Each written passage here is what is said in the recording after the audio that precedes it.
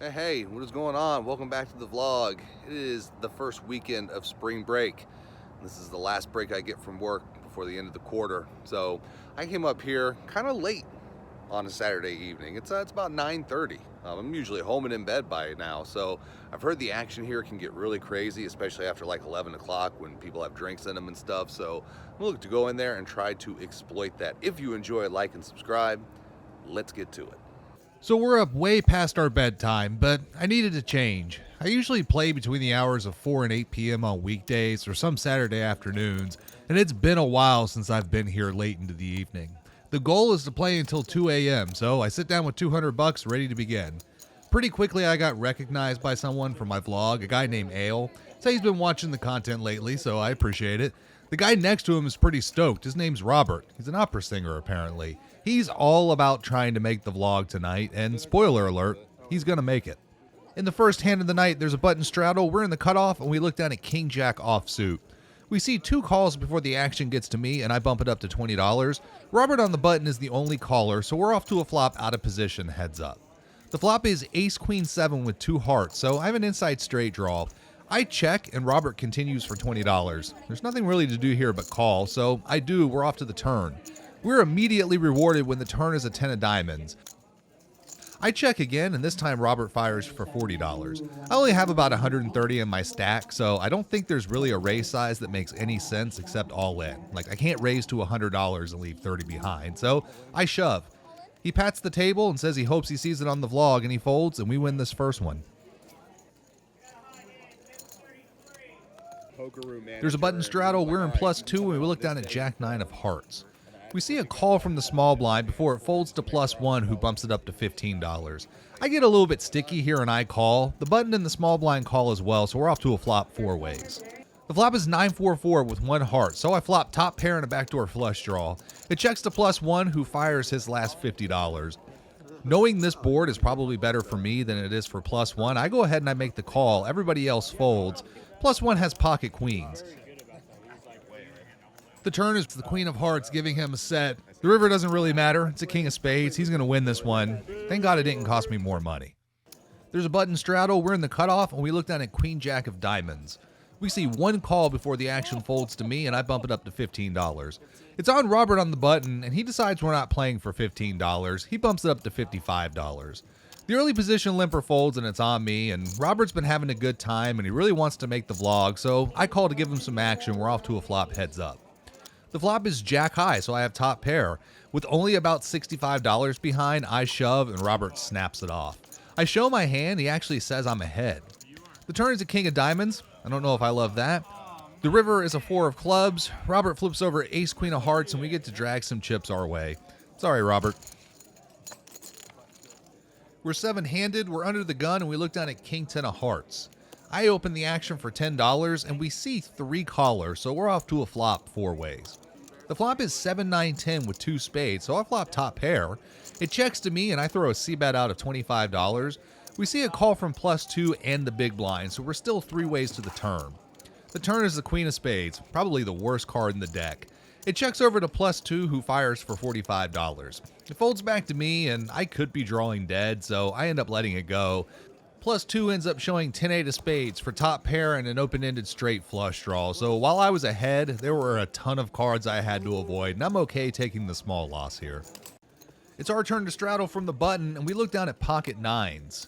We see the small blind call before the big blind bumps it up to $20. We then see 3 calls after that. So when the action's on me, there's over $80 in the pot. There's just so much dead money out there for the taking.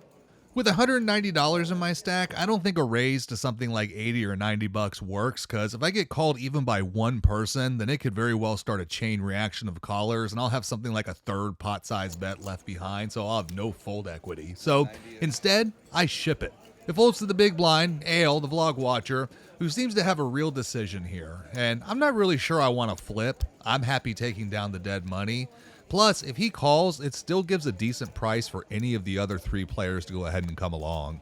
Ale's in the tank here for a bit, and he eventually comes to a decision, and it's to call. Luckily, everybody else folds. We show our hand, and he has ace-queen offsuit, so it is a flip. The flop is king, king, 10 with 2 hearts, and under the gun and +1 are both disgusted. The turn's a 6 of hearts, a dangerous card, bringing Ale a better flush draw. We have a lot of things to avoid on the river. The river is a red 2, but it's the 2 of diamonds, and we're able to win this one. Under the gun folded king, jack, and +1 folded king, 10, so I could have gotten crushed there. I heard +1 say my raise had to be kings or aces, which is why he folded. And so I'm happy I made that play and gave off that impression, and I'm glad to be scooping some chips my way.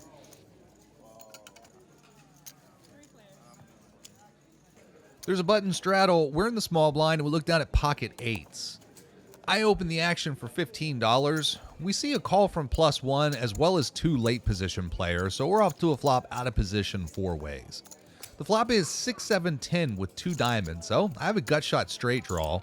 I check and Ale bets $40. It folds all the way back around to me, and Ale could have a lot of draws on a board like this, and he may not even have a pair to fall back on, so I think it's a good price to go ahead and peel one off. So I call, we're off to the turn, heads up. The turn is a 2 of spades. It really shouldn't change anything about this board. I check and Ale fires again, this time for $100. Back on me, and the turn's obviously a total blank, so is it a bet for value or is it a bluff? His sizing's good. I really want to call here, but what do I do on any non-9 or diamond river? Ale hasn't gotten too out of line all night. I have not seen you get out of line yet. That means I know you're going to show me. I eventually make the fold, and he shows pocket 7s for middle set, so my read was right. He's got a monster here. Nice hand, Ale, and thanks for showing it. About 5 minutes later, my boy F showed up to the table. Luckily, I'm on his left tonight. He's a younger aggro guy, has a lot of great bluffs, and he's great at betting for value, so he's going to make me step up my game a little bit and really open up this table. We're 7-handed, we're in +1, and we look down at pocket kings. This is a perfect spot to try a Limp-Reraise. I've been wanting to try one of these for a while now, and I know this table's aggressive and someone's going to bump it up, so I just limp for $2. We see a call from the hijack before Ale in the cutoff raises to $10. Then we see a call from the button.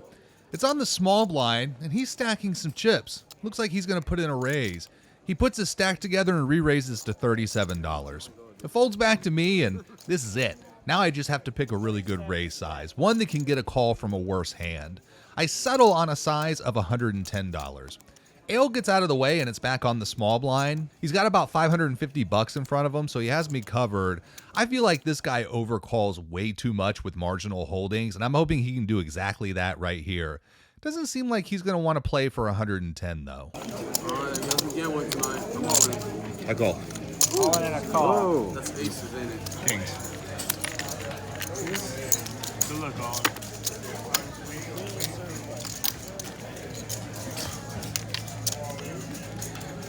How much is that? Queens. I noticed the button kind of pound the table when the flop comes out. I guess he folded a weak ace. Our hand holds here, and a big shout out to Eric the dealer for this one. Eric's a really nice guy, he's a good dealer, and he watches the channel, so I appreciate it, sir. We get a look at the chip stack, and now it looks nice and healthy. In the next hand, we see Under the Gun open the action to $7. We then see 3 callers. It's on me, and I look down at pocket 10s. I think this is a great squeeze spot, and I bump it up to $45. It folds back to Under the Gun. He doesn't look ready to forfeit his hand yet, so instead we see a call. I'm +1, and he must feel like he's getting way too good of a price, and he calls as well, so we're off to a flop 3 ways. The flop is Jack, Jack, 8 with 2 diamonds, and I feel it's a pretty good flop. If somebody has a jack, I think they'll let me know, so I put out a C-bet of $75. It's only about a half pot size bet, and with straight and flush draws on a paired board, I should probably either check or bet a little closer to 2/3 pot, like $90 or so. However, I'm happy taking this pot down now. Ale looks very uncomfortable, which I like. He eventually makes the fold, as does +1, and we win this one.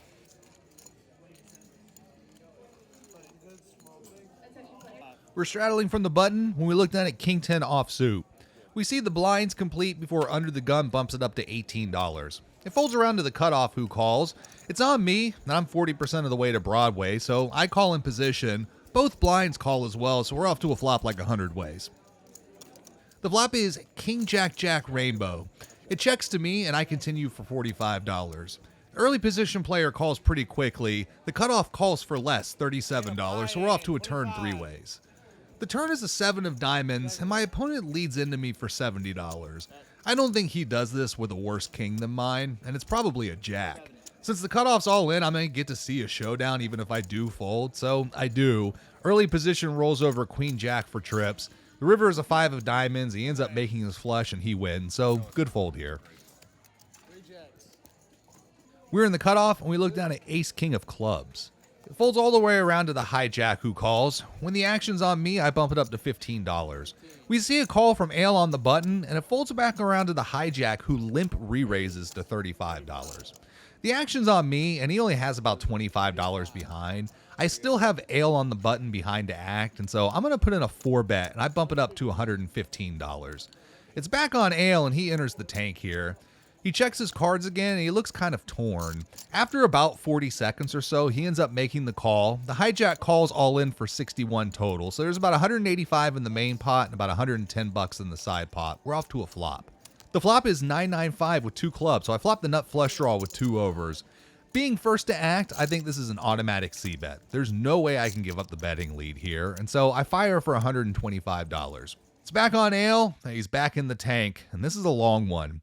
He looks like he's in a really tough spot. As he thinks about his decision, he's giving off some signals that his hand is good, but vulnerable.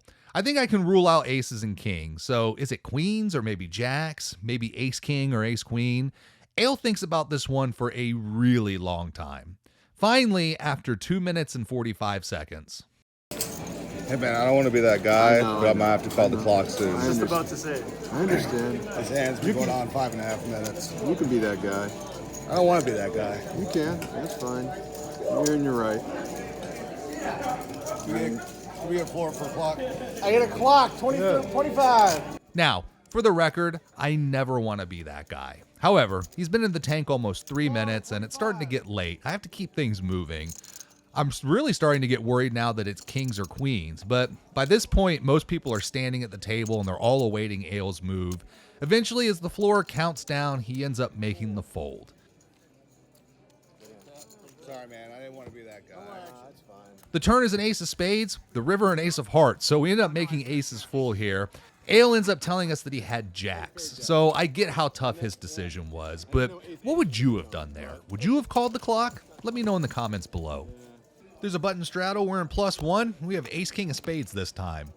We see one call before the action gets to me and I bump it up to $20. Somehow I get 3 callers, so we're off to a flop 4 ways.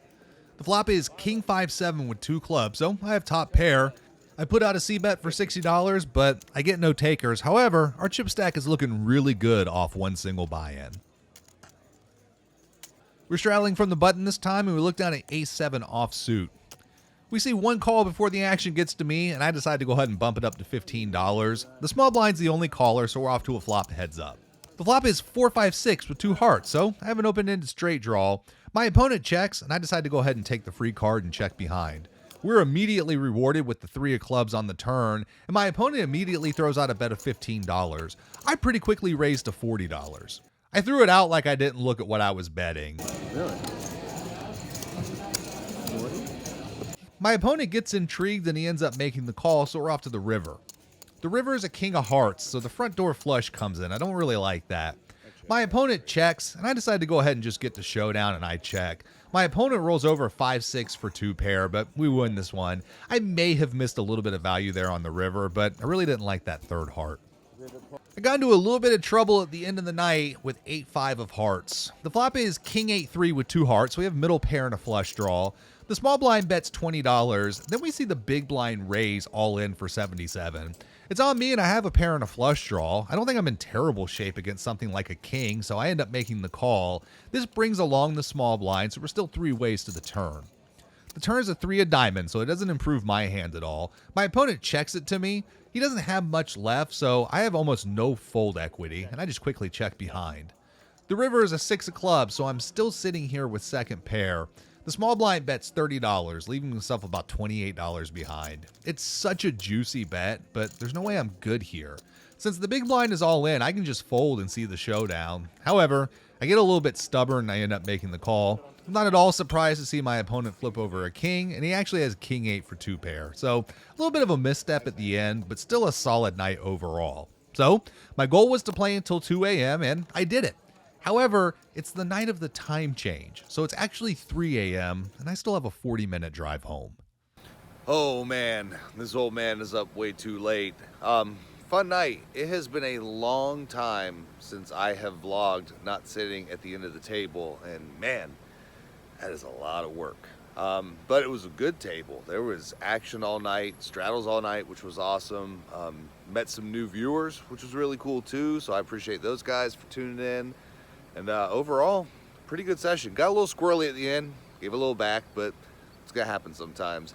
Into the game for $200, out for $720. If you enjoy, like and subscribe. We'll see you next time.